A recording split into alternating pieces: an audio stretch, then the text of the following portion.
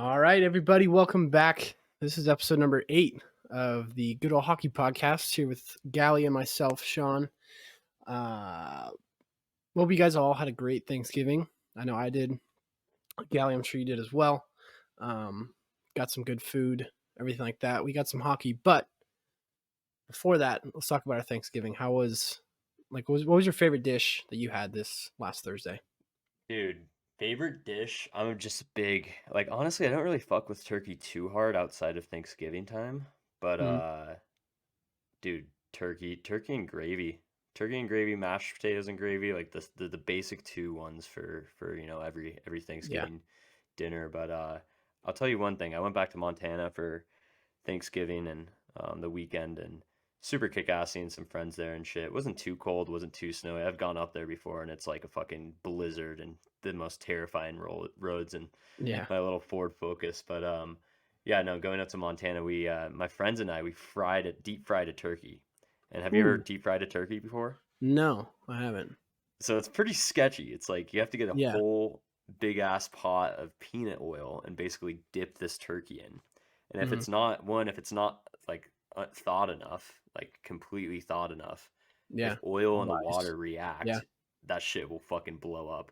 So Yeah. like there's a lot of times where it goes south, the deep frying Yeah. a turkey. Up in flames, yeah. Last year was our first year doing it. Second year was this year and went flawless. Honestly, it's hard to eat a baked turkey after deep frying a turkey. Deep fried turkeys are just so fucking good. So, Yeah. I mean, in specific, deep fried turkey is my favorite Thanksgiving dish by a fucking mile. Yeah, So, I don't think I've ever had fried turkey or wasn't aware that it was. Maybe when I was younger, but yeah, I've seen videos of people dropping that turkey in and it blows over with, flames and also just the oil in general.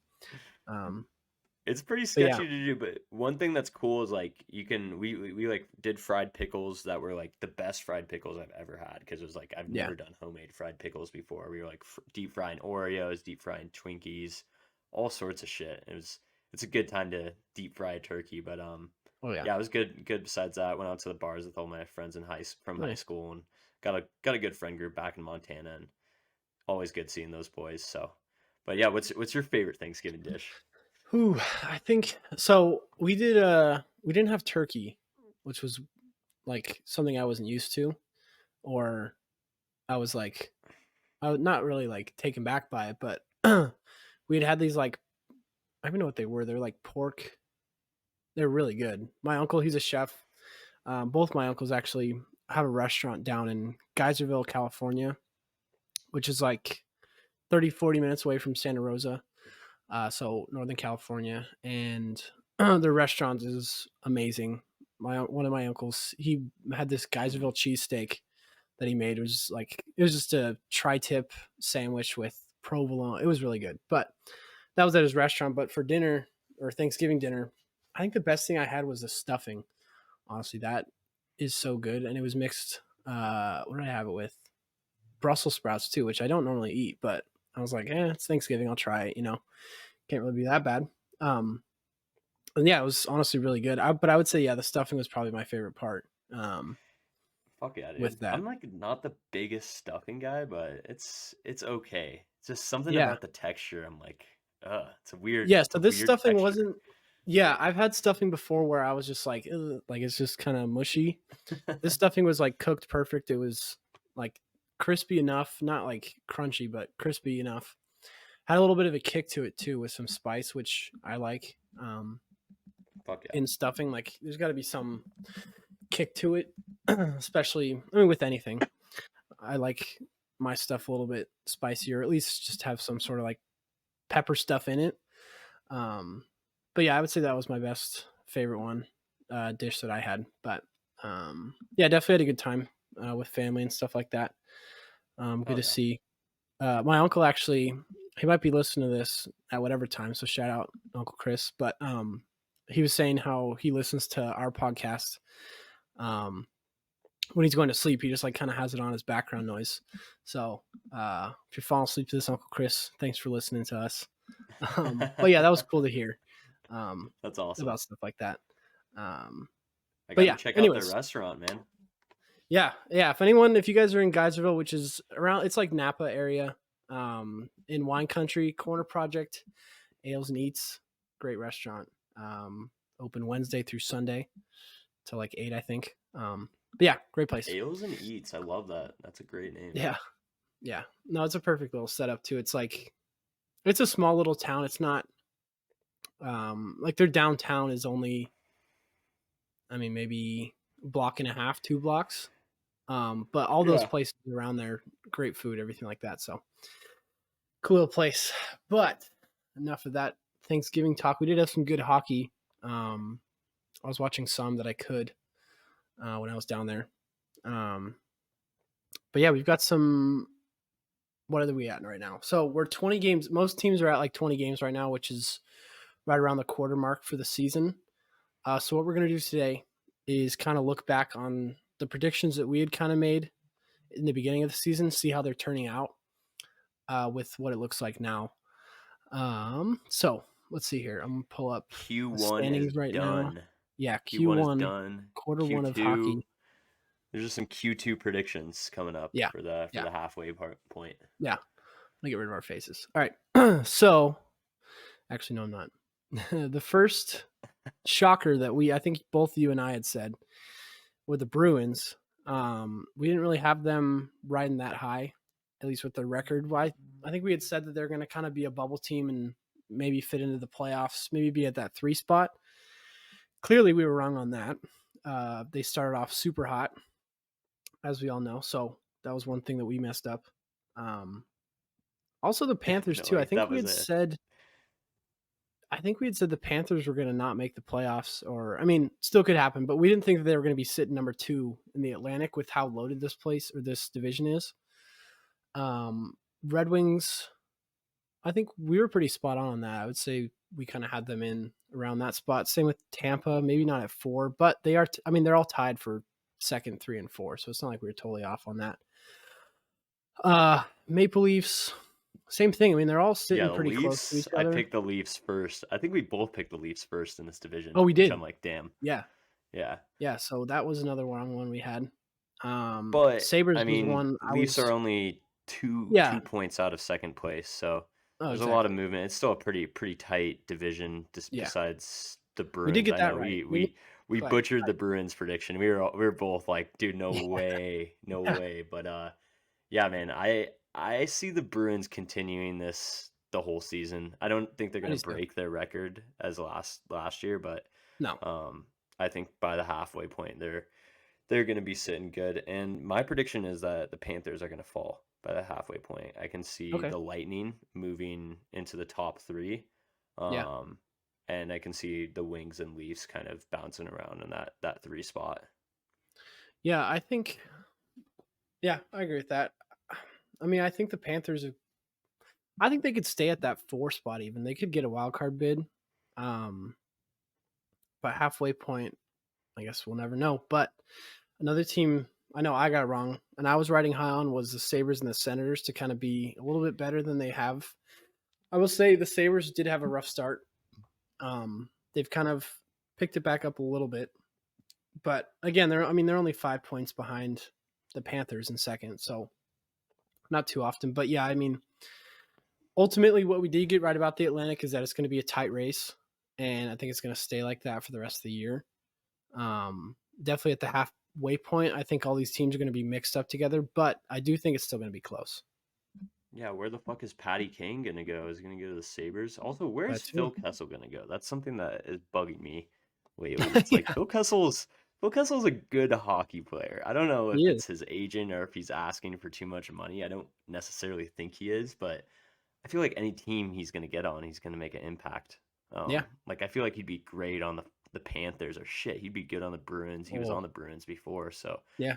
It's going to be interesting to see where Kessel lands. I think Kessel might be almost. I wouldn't say he's going to be more of an impact player than Kane, but Kane is coming off a pretty big injury. I'm pretty sure, correct? Yeah, I think. I mean, Kane. I don't know. We'll have to see because I think he's still like kind of recovering.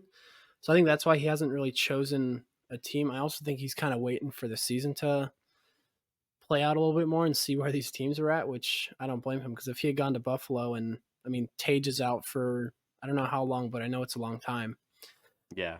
for the Sabres. So that probably has some thing to do with his decision. Hmm. So yeah, we'll see where he's at. Maybe by Q2 of this season, we'll have him at a team, but we'll see. Yeah. Montreal, we kind of expected this. Well, actually, they did have a good start, so I was kind of expecting a little bit less from them. But they're kind of back on track with what we thought being seventh right now. Yeah, the Hmm. Sens, we'll see where that lines up and where everything else is. But yeah, so that's Atlantic. We'll go to That's Metro now. crazy. The Sens only have 16 games played. It's like got to Yeah, be the lowest in the 16 league. points. Oh my God, yeah. I don't know why that is. Yeah, it's just an interesting schedule for the Sens. Yeah, they're not even at the quarter point yet, so I guess they don't really count, Almost but there.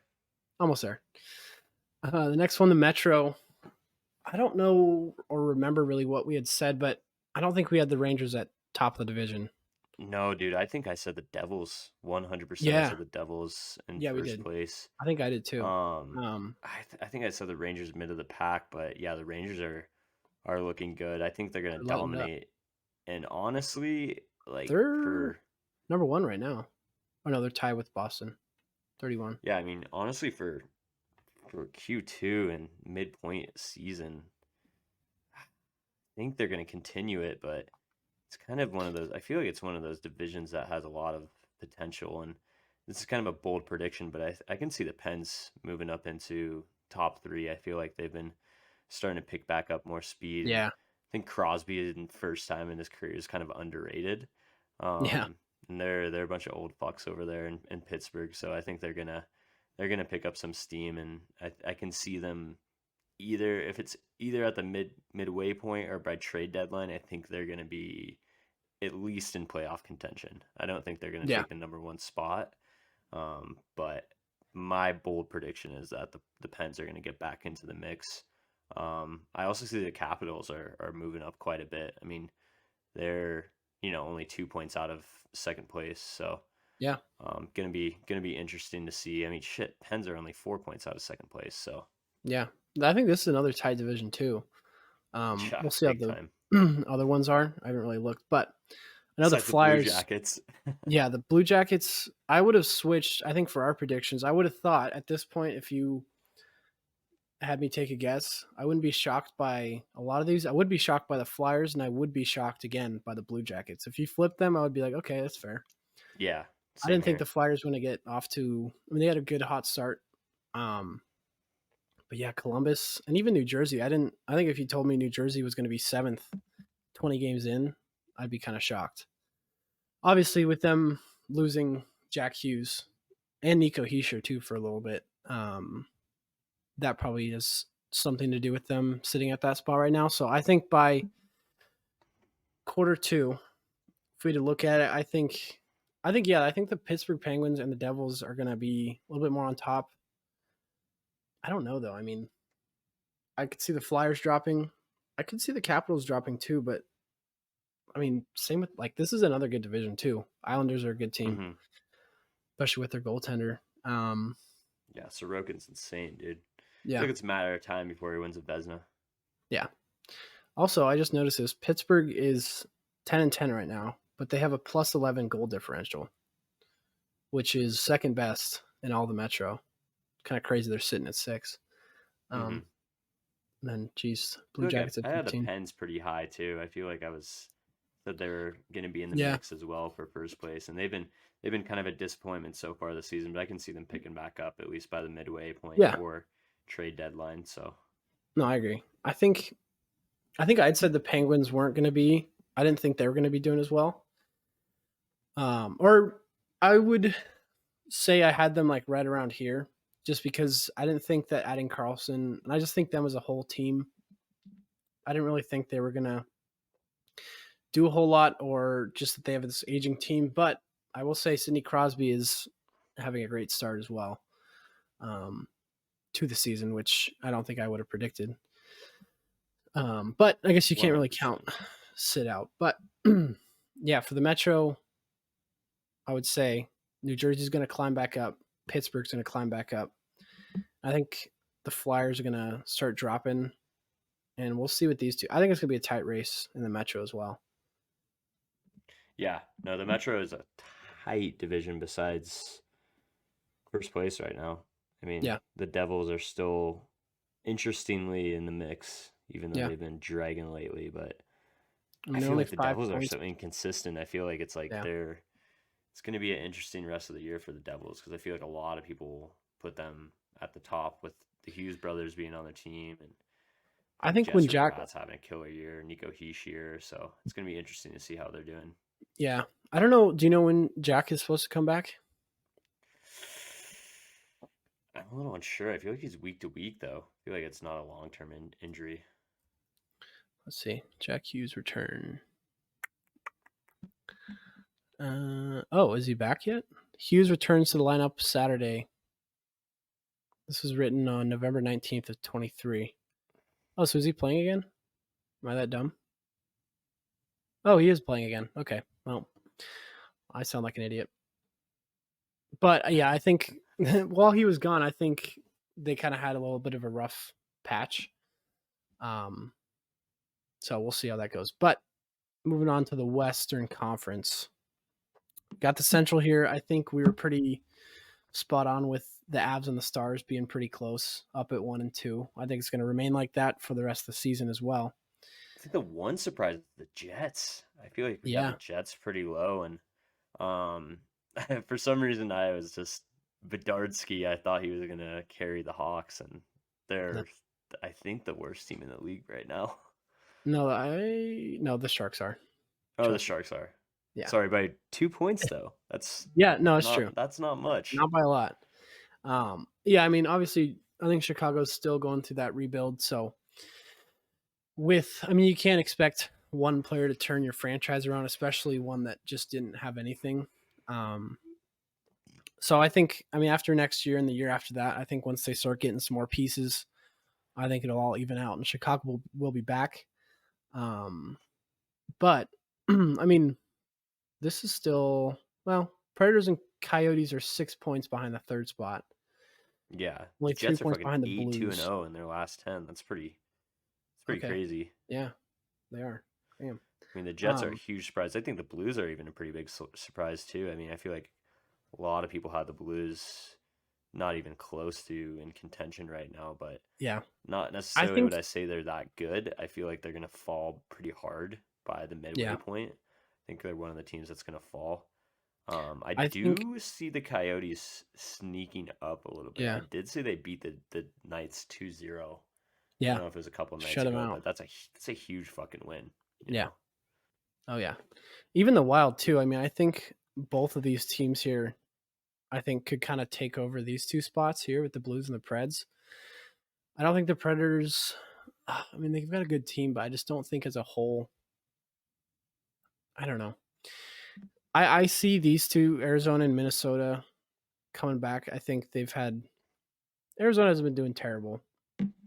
Minnesota has not been doing very well at all. Um, but yeah, I think by halftime, I think we could see the Blues and the Preds falling, but I see the Coyotes and the Wild picking it back up. I don't see the Chicago Blackhawks coming up. Um, I really don't. I think they're going to get maybe the third or fourth pick. If they get the number one pick again, I'm going to throw my TV. If the Sharks are last place and they get the first overall pick, Macklin Celebrini, I will throw my TV through the wall. Yeah, Um, Celebrini is fucking lighting it up right now. yeah, in college. Um, which maybe one of these episodes we should do a little NCAA recap and just look at some of the players that are doing Totally. Totally. well. Um, but yeah, I think for the Central, for the most part, I think we were pretty spot on. Maybe Minnesota. I think we had them a little bit higher. And obviously, like these teams are always going to be kind of flip flopping, but Winnipeg, Yeah. I would say, is the big surprise. These two, I'm not very surprised at all. I think the Pacific is where we get the most confusion, or the best, or not confusion, but what we were wrong about, I guess. I know we had the Knights at the top spot. I don't think that we had Los Angeles there, or Los Angeles or Vancouver in the spots that they're in now. Hmm. I think we had Edmonton fighting the one spot with the Knights, and clearly they have not figured it out. They're 15 points behind the Knights, which is crazy. Um, behind that one spot, the Sharks. I knew that was going to happen. Um, but Calgary, they've been how are they right now? 5-3-2 in their last They're 10. mid, man. They're so mid. I mean, Yeah, some nights they look legit, and some nights yeah, they look like absolute shit. Funny yeah. story about the Calgary Flames. They signed an amateur or a PTO for some goalie because their Jacob Markstrom came down with the flu and decided to tell the Flames the last second 0-0 Oh, with 12 minutes to play in the first. So that's pretty good for amateur how many saves do tryout. you have? I actually think that, pardon me, I was completely wrong on this. They signed him to back him up. I think Vladar is starting for them. So Okay, okay. that I just saw that was like a news headline that they signed this, you know, e-bug, and I was like, Yeah, holy shit, the Flames are about to lose 10-0 tonight against yeah, the Knights. But yeah, no, yeah. They probably the Flames are inconsistent, man, and they're mediocre at the moment. They could yeah. really swing things around. I know I had a dumbass prediction and was biased towards the Flames and said they were gonna land in first place or Yeah. second You're place or just some being a good shit. They're fan. gonna make the playoffs. You're being a good fan is Um, what you were doing. but hey, it's still possible. Out Yeah, of all of these teams that I start seeing heating up, I hate to say it, but I think the Oilers got to start moving. yeah, I hope I jinx them by saying this, but yeah. I could see the Oilers and Flames start doing it in work. But yeah, dude, the Kings, huge surprise. I know I was talking about the Canucks and said this is kind of a big year Yeah, for them, and they that is could true. I remember make a you lot saying of that. noise. Yeah, But it's still going to be interesting to see if they're going to be able to continue it. And it's crazy to see that the Knights are kind of taking a step back in a way. I mean, they're only 1 point ahead of the Nucks and the Kings for their first place. So Knights are 4-5-1 in their last 10. So I yeah, think they're maybe just going through a cold. I think they're gonna at half point. I think it's gonna be the Knights. I think it's gonna be the Canucks and the Kings. But that 4 spot could be taken by Edmonton if they figure out what the fuck is going on over there. Because I mean, obviously we all know they're horrible start. Um, but if they can figure it out, I think by halftime, midway point in the season, I think we could see them in the 4 or 5 spot. Um, I mean, these three teams, it's just the Kraken, the Flames, and the Ducks is going to be tough to kind of figure out and see who's going to take that 4 spot. I think these three are a lock here. Maybe some switching between the Kings and the Canucks, but yeah, I don't know. I mean, I think these three teams are going to sit in the middle. Maybe they can hope for that wild card spot at that half point time, and I think the Sharks are going to continue to suck, and I'm okay with it. I've accepted it. yeah, the wild card spot's going to be very interesting in the West. Yeah, There might be like a fucking 500 team that sneaks in yeah, there. yeah. I mean, it all depends on the Central too. Because let's see. So 23, 21. So right now would be the Blues and the Kraken for that wild card spot. But the Predators and the Coyotes aren't that far behind either. Neither are the Flames, really. They're only one Yeah, point hey, behind. Flames are still in the mix a little bit, Yeah, very weirdly, but Ducks are at I 18. really hope they win tonight. If they win against the Knights, that's gonna Ooh, be fucking awesome. yeah, But that'll be a big win for them. we'll see. Yeah, but I think overall, I think we, I think okay. Nick, what's your biggest shocker of this season? Um, from our predictions, like what would you say is the biggest shocker out of all these standings? Oof. Dude, I gotta say I gotta say the Penguins, dude. I think How they The started? Penguins had I mean, I just think the Penguins, I had the Penguins doing a lot better and being one of the dominant teams in the East just with their experience and their offensive strength on their team. And, necessarily they're not out of it completely. Um, but those I think even the Devils you could throw them in there too. That's two huge surprises for me. Um, if I had to narrow down to one though, I mean shit, I'd probably say the Penguins. I thought they were gonna do a lot better when they're coming off with Malkin, Crosby, and the previous Norris winner. Um, Yeah. you just think that they're going to be crushing. At least the Flyers and Islanders and Blue Jackets, and they are crushing the Blue Jackets, but everyone is. Um, but I think those are some surprises to me. It's pretty surprising to see the Devils, how they just slid from, they were at the top of the division, I want Yeah. to say, first few games in, and they've just been playing like shit lately. So Yeah. it's pretty damn interesting. And also I know we mentioned it too, the Bruins. It's pretty crazy. I mean, from our predictions, the Bruins is Yeah. That one's something mine. that's I think nuts. that's the But biggest yeah, shock. sorry, I kind of just went No, off and yeah. said three things. But yeah, out of any of them, I'd say Penguins. Yeah. I'm going to say Boston specifically because I took that into account for my fantasy team. I didn't pick Pasternak at 3. I took Kachuk, which was a big mistake for me. We'll see if it plays out the rest of the season, but I mean, Matty Kachuk's just not really doing a whole lot. I just got a notification he got 1 assist tonight in 11 penalty minutes. So yeah, looks like I don't know, how would you get even 11? He got in a fight probably, or got a 5 minute, and then Yeah, you had to what? get three 3 penalties in penalties. a 5 minute, or shit. Yeah, so a fight I think and that's the only way. three penalties is the only way, I think. Yeah, that's crazy. But yeah, I mean, I just didn't think they were going to come out to that hot start, um, like that. But still got a lot of runway left. Who knows? Maybe at the half point we could see another shock to our um, predictions and everything, and see what this league shakes up. But never mind of that. That was our predictions, or just like what Gally and I had talked about before. We had just said like we kind of wanted to see how our predictions were doing now that we hit the quarter point in the year. Mm-hmm. If you guys have anything, let us know. Comment on something, swipe up, text us, whatever it is. If you guys have have any surprises or predictions that you guys think, let us know. Let us know that you're listening. Yeah, fingers But crossed for the Flames yeah, being a little bit better. Stop yeah, being fucking mediocre. So yeah. But next we're gonna do hot or not. So we did this last week. This week is gonna change it up a bit. Try to do different teams.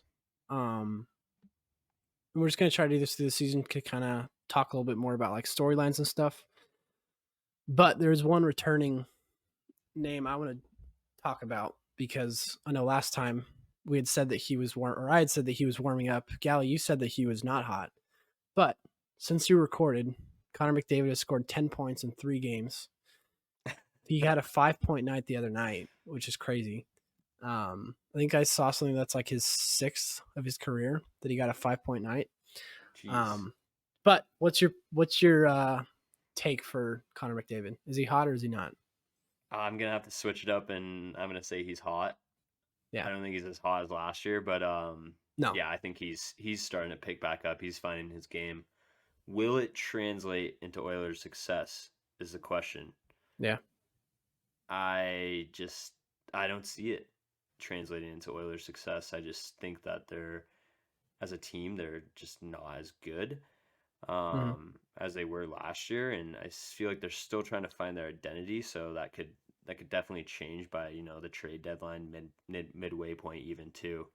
But I just feel like this start that they've started out on, or this start that the Oilers have had is Yeah. it's bad for their morale. But McDavid and Draisaitl, they should have been putting up points before. I know Draisaitl was, but McDavid's back into the mix, and I'd predict them staying hot, those two. Yeah. And I'd say the Oilers probably could follow that success, but I feel like their luck this season's not gonna be Yeah. there. Until they can figure out that damn goalie situation, I don't know that anything's gonna fix. No matter how many points McDavid or Draisaitl put up, it's not gonna win you a cup. Clearly, we saw that last year, last playoffs. Yeah. And yeah, I think I don't know. I mean, I think it's good for him, and I will say this: I know a lot of people don't necessarily like McDavid or think that he's a fraud or whatever it is. I will say what's good for the game is when that guy is firing on all cylinders and putting up highlights on ESPN. It's good for the game. I mean, Yeah. I know Nikita Kucherov's leading right now, and we're going to talk about him, but if he's leading the league, no one gives a shit. If Connor McDavid is scoring 160 points in a season, like that's just good for hockey. It's good for the game to keep getting better. And right now, like I think we are in a golden age of hockey where the talent is unmatched to any other point in history. But for that to continue to happen, we need to have these guys like Connor Bedard or like Jack Hughes with his interviews and everything like that. I just think it's important for the game to have those guys that are lighting it up. And I mean, it's just like any other sport. Like everyone hated Brady, everyone hates LeBron, everyone. I don't really know how they felt about Jordan. I wasn't alive, but um, yeah. I mean, I think obviously there's always going to be people hating on him and stuff like that because he's a good player. But yeah, I think he's hot for I'm part now. of that group Yeah, because he's on the Oilers. I yeah. think I would For like you, it's a little McDavid a different. lot, It's hard but to. Yeah, yeah, it's it hard to like a sucks that guy he's on on the that team. Oilers, man. Yeah, But I respect him. I respect yeah, him, but I dislike yeah, him. yeah. He would be like, try to think. Um, like if I he, mean, I mean, I Tom know Brady's a great example, man. But the thing yeah, about McDavid is he needs to start producing cups if championships. he's going to Yeah, be up there in the discussions as one of yeah, the greatest. I think he's going to put up a lot of points in his career, but yeah. I mean, if he keeps this up, I mean, he's got a long career ahead of him. He So does. it's TBD, Yeah, but holy shit. I mean, the Oilers are still a little bit scary. I mean, the one surprise for the Oilers is Evan Bouchard. He's having a great year. The he is. Yeah, defenseman, he's point per game. I think he's up there with. I think you want to say he's top five in defenseman for points, but he's having an excellent year so far. But I mean, the top six players for the Oilers, kind of hovering around a point per game or more, and then it drops off so hard to like 8 points for a few players, and then 4 points. So they're as a team, they just need to kind of get stronger and yeah, start distributing those points besides just McDavid and Draisaitl. And I don't think teams have necessarily found out what they're like. I think they're still got a lot of tricks in their bag, but I do think that them being in the league, some of the best defensemen do know how to defend against them. yeah. Just in my opinion, I haven't seen as much McDavid crazy fast rushes this year or anything. Hmm. To be fair, I haven't watched his past 3 games, especially his 5 point Yeah, night. That's probably one of those times he did that. But going back to what you said about the goaltending situation, that's so big for the Oilers, and they're yeah, gonna have to figure that out. yeah, Um, or they're not going to make the playoffs, which is that's going to be pretty disappointing for the Oilers fans and yeah. the NHL in general, and especially McDavid and Draisaitl's legacy. So I think if they don't make the playoffs this year, we could see a headline about him talking about a trade or something. Because I mean, I think hockey's a little bit. I don't know. I mean, I think with Brady, like, yeah, he's got 6 rings, but that's a whole team thing. Like, I don't think that was just because of Brady. Like, he had a great supporting cast around him. I think McDavid has been fucked with his supporting cast. yeah, one I hundred think with percent. recent years, he's been. I mean, obviously, he has Draisaitl next to him, so it's not like he's playing out in the middle of nowhere by himself. He's got a decent cast around him, but I think like even like Gretzky and all these guys, like Gretzky only won a cup with the Oilers. After that, he didn't win another cup with all the other Yeah. 3 teams he played for. So I think hockey's just interesting with that. And I mean, what Sid's got 3, Ofi's got only 1 cup, but Hmm. he's a goat. So I mean, you just got to get that one cup, and I think it's um Yeah, and I think that he's not going to be going down as like, oh, he's a bad player. I just yeah. think it helps your legacy Oh in yeah. a team sport to be Yeah.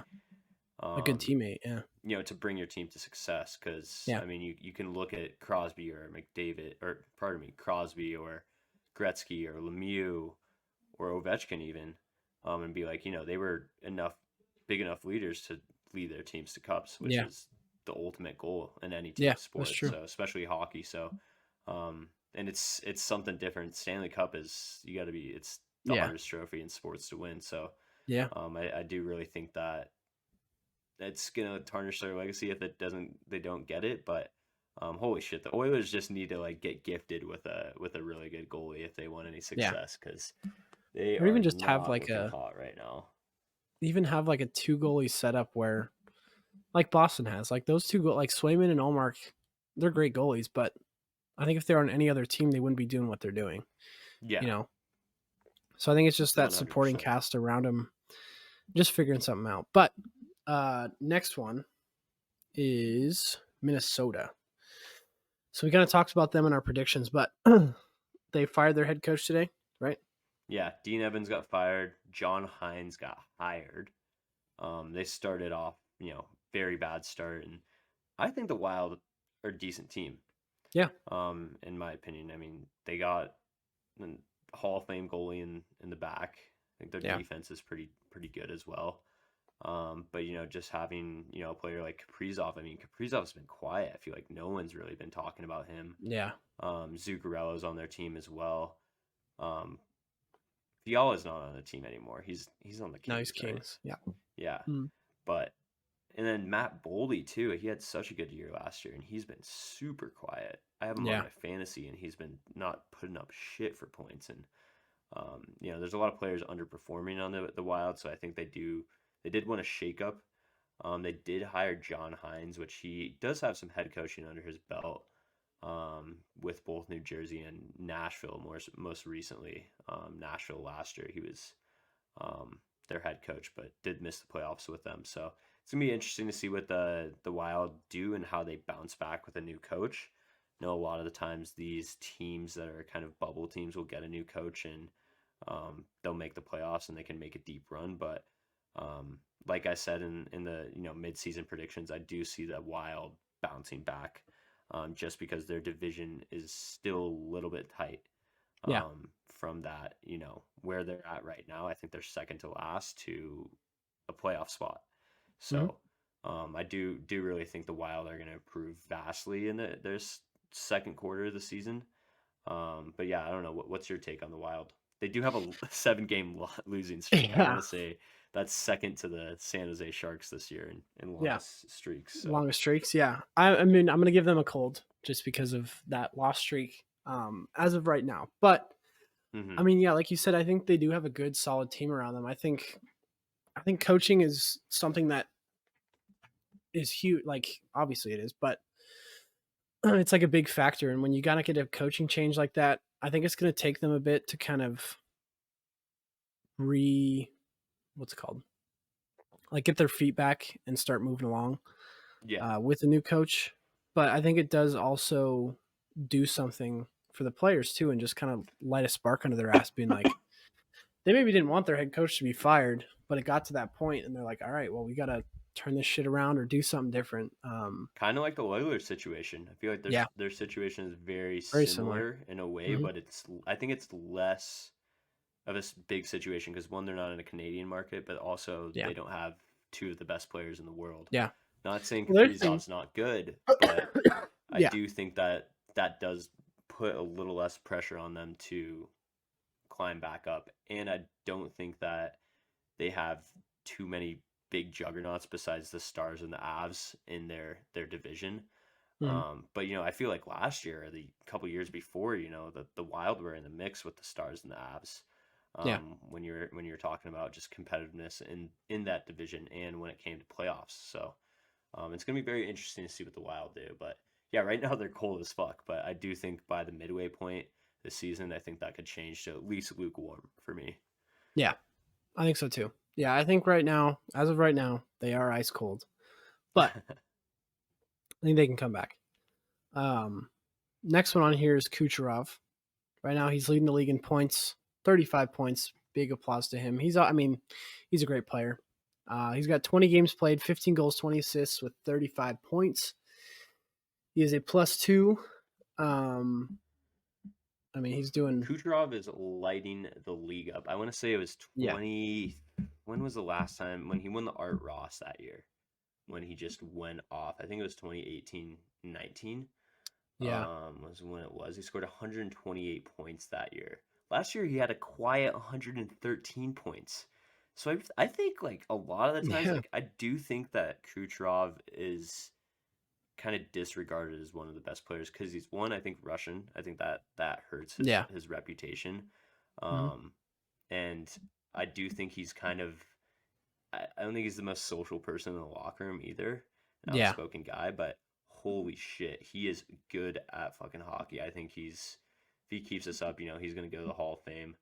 I mean, he's over a point per game in his career. He's got 764 points in 664 games. Hmm. This year, I mean, he's looking like he's on pace to finish top three, at least in the Art Ross. I think right now he's definitely in talks for the Hart Trophy. Yeah. He had a 6 point night yesterday or on the Friday. Yeah, I 24th, saw which that. is that's crazy. I mean, Yeah. 6 point nights, that's like once in a career for a lot of players, let alone if Yeah. they even get to 6 points a night. So Yep. for him to be doing that pretty quietly is insane. I mean, I just Yeah. think that, That's impressive. players like McDavid, if they were, getting those 5 point, 6 point nights, they get a lot more attention. Oh But yeah. He did. dude, I mean, Cooch is McDavid. Yeah. yeah, Cooch is killing it. I mean, in his last 5 games he's got 12 points, which is nuts. I think he's just like such a solid playmaker. And like I said in the midseason predictions, I think the Lightning are gonna follow his success. And Vasilevsky coming back, whew, be Yeah. careful of the Lightning. I think the Yeah. Lightning could really seriously be a threat for the rest of the season and going into the playoffs because I just feel like in a way they're a little bit forgotten after they were back-to-back champs, Yeah. especially last year. And um, yeah, Kucherov extremely hot. I think he's going to keep it up throughout the season as long as he doesn't get hurt. As long as the fucking Lightning don't pull their IR bullshit like they always Yeah. do. Yeah. Yeah. Um, but no, I'm happy for him though. It's pretty Yeah. cool to see players like him put up this many points, and Yeah. he's kind of an I think. underdog in a way for the league. Yeah. I think last year a lot of players got outshined by Mr. McDavid, who had 160 points. Yeah, Because I think there was over, if not close to, 10 players with over 100 points. I mean, you have Carlson, Kucherov, McDavid, Draisaitl. There's more players. I can't think of any. But yeah, there was. Did I say Carlson already? Yeah, I did. yeah, There's a lot of players that had over 100 points who kind of got outshined by McDavid's 160 points. So with McDavid not doing anything, yeah, I mean that's 6 point night. I think McDavid had his 5 point night on Friday too, but of course that gets more attention than he does. In an 8-2 win. So I don't know. I think I would give him definitely a hot right now, and I think he's going to continue like that. And I mean, he had 113 points last year, so it's not like he's if not on pace for that, but but yeah, yeah. I mean, uh, he's kind of my favorite right now to win the the point race of the Art Ross. I mean, he's got yeah, a pretty strong grip on Art Ross. It's hmm crazy to say Quinn Hughes is 2 points behind him. Cale Makar is only that is 5 points crazy. behind him. It's a year of Yeah, defenseman, man. I mean, it these really is. Between Cale Makar and Quinn Hughes, I don't know who's gonna win the Norris because Dude, those the two Norris, players yeah, are absolutely ripping it up. And yeah, it's gonna be interesting. But I think Kucherov's gonna keep it up, and like I said, he's for sure gonna finish in the top three if he doesn't get hurt. yeah.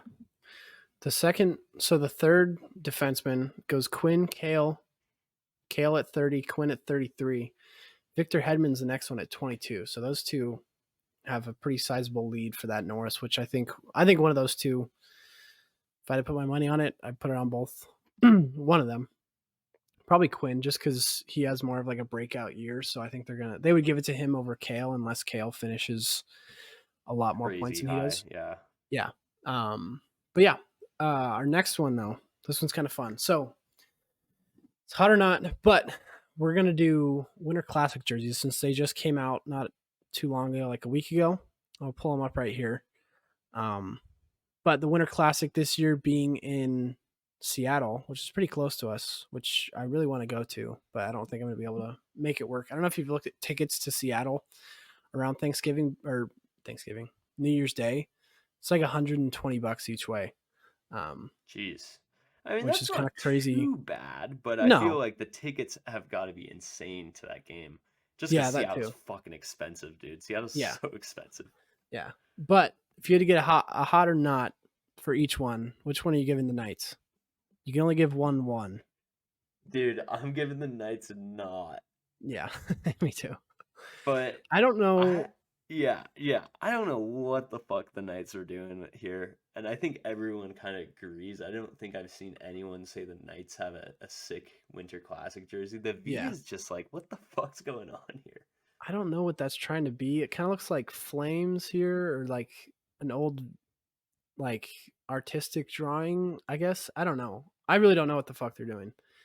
For me, it's I don't want to sound like a douche, but I don't like seeing Winter Classic games being played with teams that have been around for 5 years or less, 6 years or less. I I agree. just think it's just like a do a stadium series. That's fine, but I think like Winter Classic should really be those original six teams or any team after that that have actually played in an outdoor game. Um, I get it. They're trying to make Seattle like obviously it's a great PR move and to get Seattle to be on the map and especially these two expansion teams. I think it's a cool idea. Um, but I just I don't know. It's just a purist. It's like weird to see these jerseys to me. Like I think I'm gonna give the Kraken. I know we both are, but the Kraken definitely get the hot on this one. Their jerseys are just like total throwback, but it's like throwback to what? Because they're not like they were never anything. But I like the idea, like the logo with the white text in the middle of it with the stripes. Like it's done perfectly. I think it looks super cool.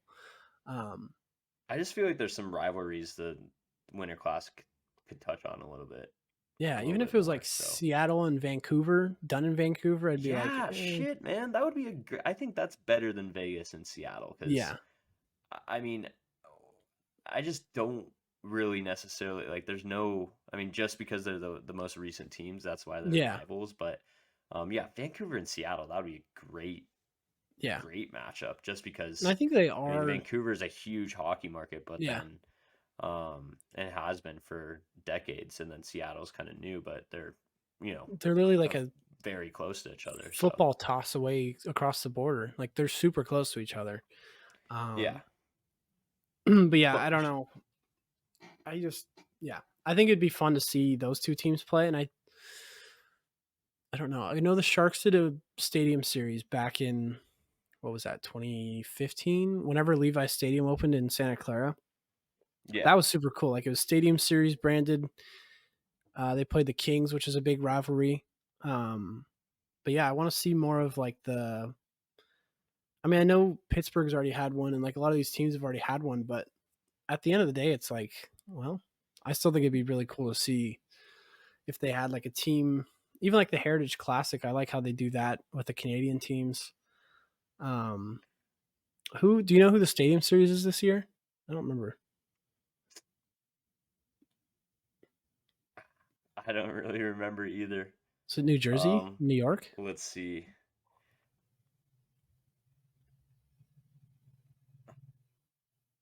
Yeah, Flyers versus Devils. It looks like Ooh, yeah, at that would MetLife. be cool. Yeah, that'll be a Um, cool one. but yeah, overall, we'll give them a hot. The Kraken and the Vegas Knights an absolute not. I think the Kraken messed up on their jerseys though, and here's Do my you? take on it because Yeah. I think the Kraken Seattle has some pretty deep hockey history. If the Metropolitans win the Stanley Cup back in 1918 or 1919, whenever the fuck that was, but I Mhm. truly think that their jerseys are yes to spin off of what their new franchise are is the Kraken and their colors Mhm. too. But I mean, I truly think that this is like what their old jerseys looked like. I think they should have just went with those. And I Yeah. do like the font on these too that it says Seattle. I think Yeah. people would love that in Seattle versus the Yeah. Kraken logo, just keeping it the same. Because it just like to me, it's like you got the red in there, which is like okay, that's a throwback to the original team in Seattle. But then Yeah. The stripe colors are just kind of throwing me off. Like, what the fuck's going on here? It Yeah, just I seems a get little the unnecessary, and I at least wish if they were gonna do it, they were just gonna keep the background yeah, blue. I think if they yeah. went with that solid blue, it'd look good. But with them having the stripes in there, it's like, what the hell is going on? It looks like a NHL 24 create your team jersey, in my Yeah. opinion. So Yeah. Yeah, I think I don't know. Vegas is a big no. I don't know how they cleared yeah, that. The Kraken, I don't mind them. I kind of see it. I do see the like old throwback with the three colors, the blue, the white, and then the dark blue with this up here. Like I know I've seen jerseys like that in the past. Um I didn't know that they had a Seattle team before that. So I guess that's what they're yeah, throwing it back to. very deep hockey history there, and it's Yeah. like they should have gone back to their history because, like, dude, at the time Seattle was winning Stanley Cups in Yeah. 1919.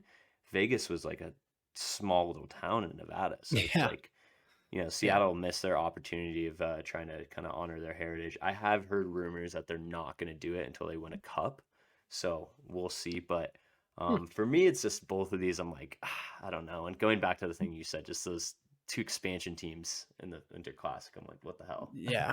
Yeah, that to me is just like I don't know. It's kind of douchey to say, but it's just like a very purest form of point of view um to want that. But overall I think it'll be fun. It'll be a cool game. I think it'll get a lot of eyes being I don't even know if they play on November or January 1st anymore. I think they play on like the 2nd cuz January 1st is all college football, so I think they moved it, but I don't know what it's going to be like this year. Yeah, But you're going to take it away now. We've got your way back Wednesday, which tonight's Monday, but I think I might put this episode out on Wednesday and do like spend time tomorrow editing it a little bit more. yeah, So go ahead, take it away. I know you've got a really cool story. yeah, 100%. So I just want to say, shout out the GOAT Wayne Gretzky for this book. Mm-hmm. It's fucking unbelievable. 99. There's a lot of great stories in this. It just talks about hockey history, talks about Wayne Gretzky's career. One story that stuck out to me, and I read it over COVID too, which was cool. And it was the lockdown. I was just obsessed with this book, dude. It was so good, and it really does show what type of player Gretzky was. Gretzky's the fucking goat, dude. Like, I don't give a fuck what anyone says. Like, compared to a lot of the other goats in other sports, Gretzky is by far one of the most down to earth players that's been the best forever. But not only that, he dominated like no other when he was playing. Yeah. Versus, like, I feel like a lot of the time in other sports there's players that were comparable. I mean, for Tom Brady, there was always that Peyton Manning. Um, so, and even like Michael Jordan, I feel like LeBron is always compared to him now. So, I mean, I Yeah. do really think that I don't know if there's ever going to be an NHL player, let alone a hockey player, that even comes close to Gretzky's records and his play. But enough about Gretzky. This story is about the story of Ho Hum and Kim Claxton. So this is an excellent story in this book that I found. I can't find it anywhere on the internet.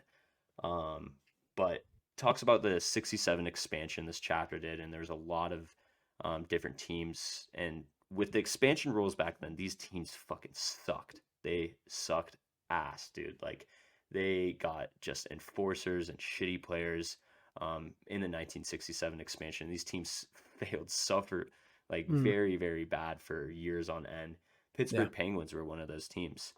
Mm. So they were not good. They were filled with a lot of enforcers and just bad players overall. I think this was Gretzky's first year, so he was a rookie at the time. Gretzky was, this such a big stud in the sport of hockey, let alone the NHL. Yeah. So he was a very valuable player on and off the ice, but especially on the ice. So one of the players on the Penguins is named Kim Claxton. He was 5'10", 195 pounds. Gretzky called him mean, but he looked like a choir boy, which I think was a great, just hilarious quote from Yeah. Gretzky. What year was this, But he by would the way? always This is 1979 to okay. 1980. So Gretzky, I guess, said he would always try to take runs at Gretzky.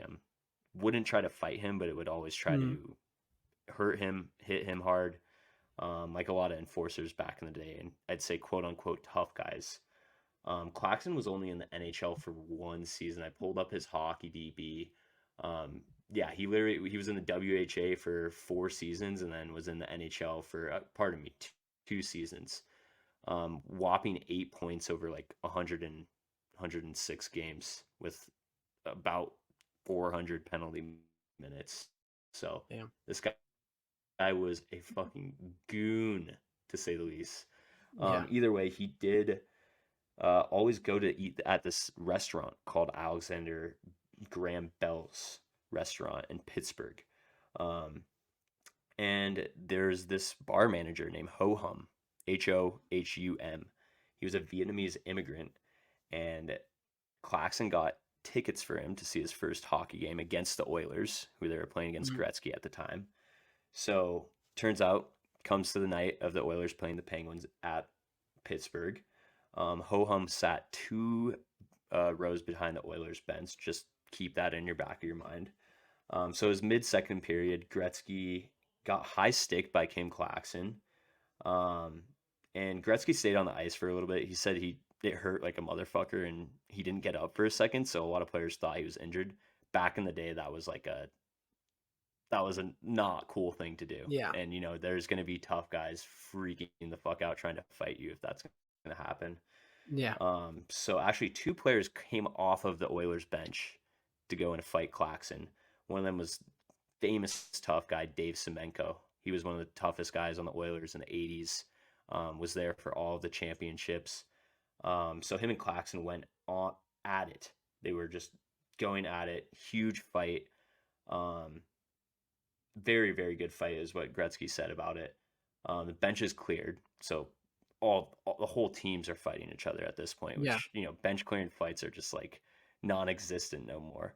Yeah. Unless I Yeah. think they still sort of are a thing in the ECHL and AHL, but back then they were happening in the NHL. So Yeah. there's bench clearing. The refs were bringing them to the box. They got them into the box. Then the refs go and tend to the other fights going on. Claxon gets out of the box, or pardon me, Semenko got out of the box and then went over to Claxon and started fighting him while he was in the box. So Semenko's on the ice and Claxon's in the box. They take it out. So there's basically 3 fights going on right now between these 2 guys. They fight again on the ice. So that's their 3rd fight. The refs were like, you guys need to get the fuck back to the locker room. Yeah. Like, this is ridiculous. Basically ejected them. So Mhm. Claxon and Semenko went back to the locker rooms. Claxon came back out with his helmet, tried to fight anyone in his sight. Ended up fighting, who was it? Dave Hunter, who was another big tough guy on the Oilers. So he was trying to fight anyone on the ice. Ended up fighting Dave Hunter. Meanwhile, the Oilers coach Glenn Sather was throwing water bottles at Claxon when he was coming out back onto the ice because he was ejected. Like, what the Yeah. hell is this guy doing? Yeah. While this is all going on, a fan hopped over the boards, hopped over the glass with his keys in his hand, like he was trying to stab Glenn Sather. Yeah. So Glenn Sather, the Oilers coach, is dodging these like Yeah. these key punches from Yeah. this fan. Who's the fan? The fucking Vietnamese immigrant, the guy Ho Hum, bar manager, first NHL game, first hockey game ever. No way. He just jumped And over the bench. so he jumped over the benches and Glenn Sather was throwing those water bottles. I guess Claxon came back with the water bottle and spraying it all over the Oilers coach. Eventually, Ho Hum got arrested. I don't know how the game ended. Gretzky didn't Yeah. mention that, but he did mention that Claxon went back 2 weeks after and went to the restaurant and was like, "Hey, man, that was awesome what you did. Do you want to come back to some more games? I'll get you some more tickets." And he was just like, "No more hockey for me. No Yeah. more hockey for me." So I just thought that was an excellent story Gretzky Yeah. told, That's and funny. Gretzky tells it a lot better in his book. But it's just things like that make the history of hockey very interesting for me and how much the game has changed. I mean, how Yeah. fast the game is and all the precautions and rules and regulations and suspensions and all that. Yeah. Those weren't a thing back then. So there's a lot of crazy ass gong shows, let alone the expansion teams were just crazy compared Oh, to yeah. some of the other teams. So yeah, very, very interesting story out of that book. But yeah, I just had to share that because that's definitely there's hundreds of good stories in that book. Made me learn a lot about hockey history, but that was one that stuck out to me. That was like, I Yeah. gotta tell the people about Yeah. this. Yeah. No, that's cool.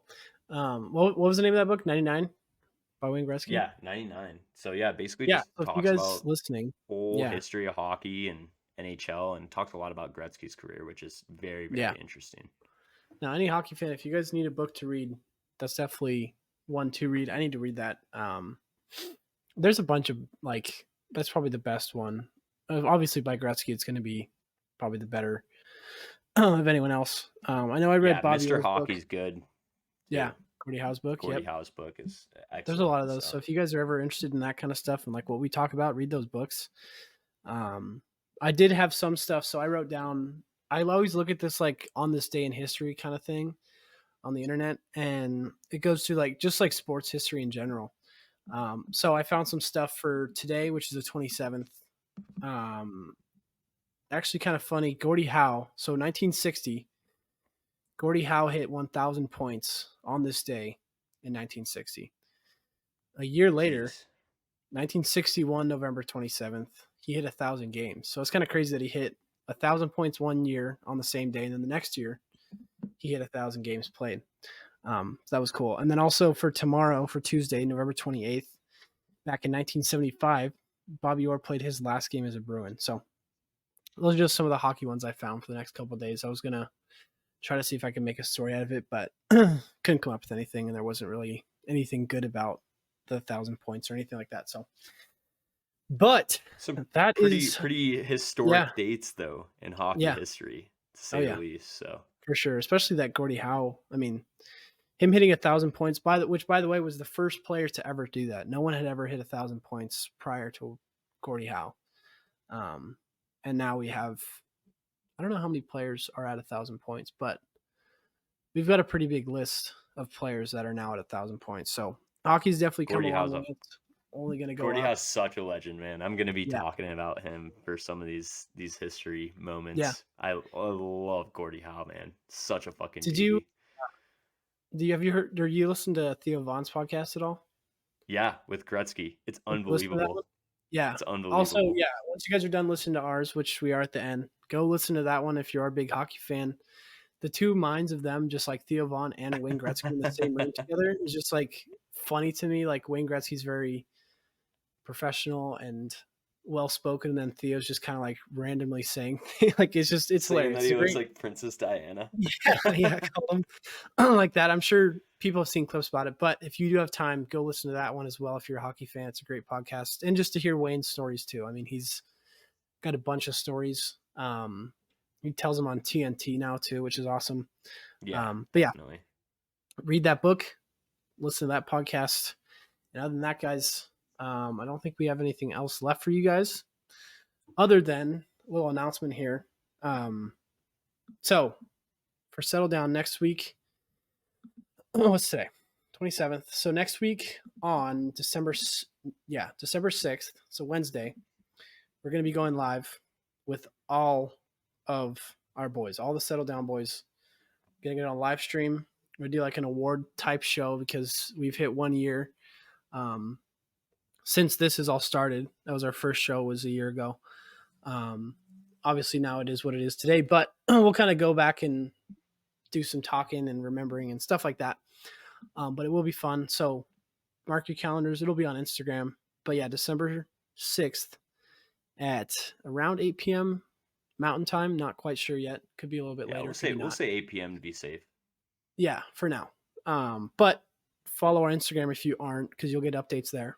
And yeah, other than that, thanks you guys for listening. Anything else you want to leave it off with, Gally? Good luck to the Flames tonight. Hopefully they take the Yeah. dub against the Knights.